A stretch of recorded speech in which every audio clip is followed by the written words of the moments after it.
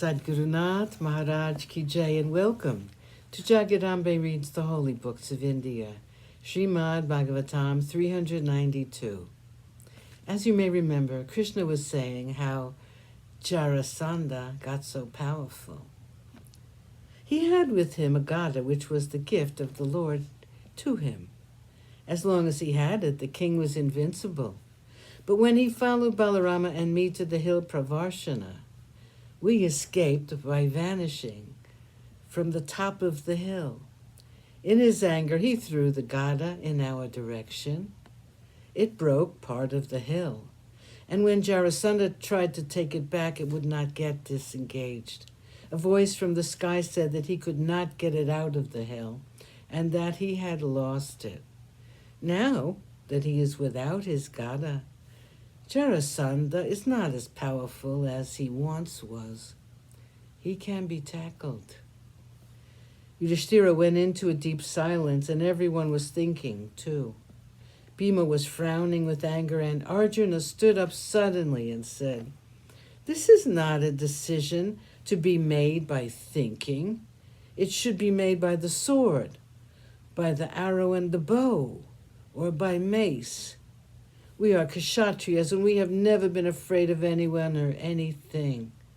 What strange hesitation is this, my lord, that you should abandon all thoughts of Rajasuya because of one man who is powerful? Are we not powerful? If he has the grace of Shankara to protect him, do we not have the Lord of Lords with us here?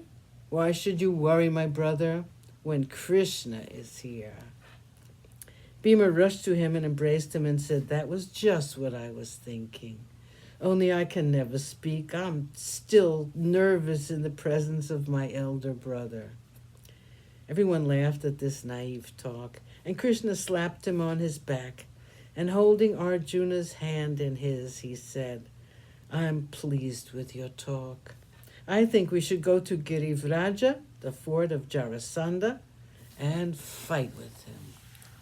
Bhima threw up his gada in joy, and Yudhishthira had a questioning look on his face, as if to say, how are these three going to manage it? But he knew that Krishna had some plan, and he did not want to ask him about it. 249 Jarasandha fights a duel. Krishna, Arjuna, and Bhima went to Girivraja. They had dressed themselves as Snataka Brahmins, and they entered the fort by jumping over the wall.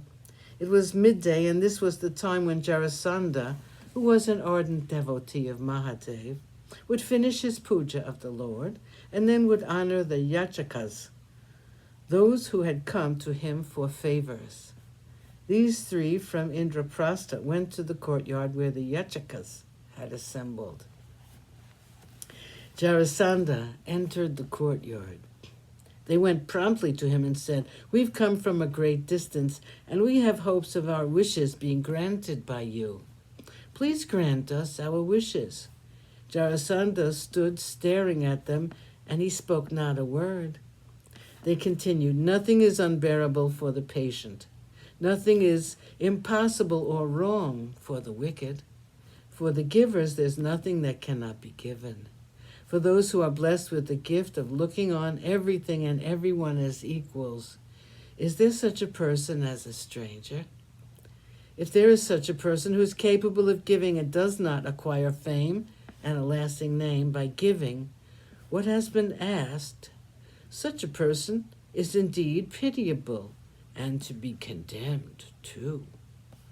The kings of yore, Harishchandra, Rantideva, the Brahmin by name Mudgala, the king Shibi, Bali, the pigeon which entertained the hunter, are all remembered long after they are gone because of their giving. Jarasandha was quite intrigued by these strangers. Their garments were those of Snatakas, but their voices, their figures, their shoulders, which had been scarred as though by constant practice with bows and arrows, belied their Snataka appearance. Sadgurunath Maharaj Ki Jai. Thank you for coming. I hope you come again.